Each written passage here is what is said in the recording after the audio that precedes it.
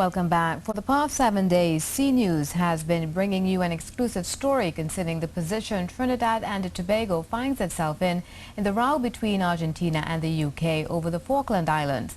Last night, Roger Dwarika, who's been covering this special story, interviewed the Prime Minister about the country's position on the diplomatic triangle.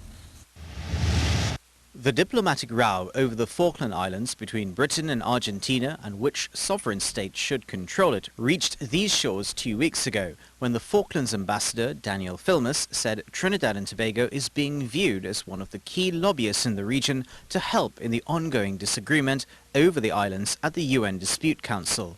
On Thursday, we asked Mrs. Persad-Bissessar whether Trinidad and Tobago would get involved in the attempt by Argentina to bring Britain to the talking table. If we can play a role, Trinidad and Tobago is always willing, if it is for some kind of arbitration, or just bringing the two parties together to talk with. So we look forward to that should it become available, and when we learn from both sides. Since the end of the Falklands War in 1982, Argentina has repeatedly asked successive British governments for dialogue over the Las Malvinas Islands.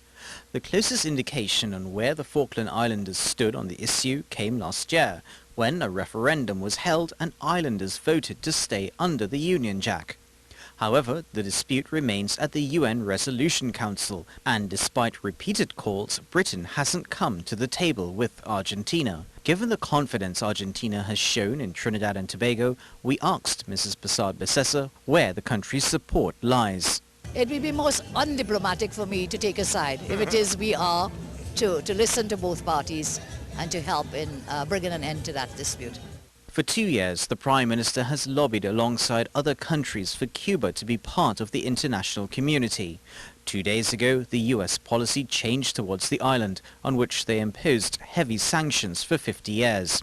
Argentina is hopeful that with its new friends in the region, some of which are still under the British flag, it can convince the United Kingdom to meet them halfway at the UN. Roger Dwarika, C News.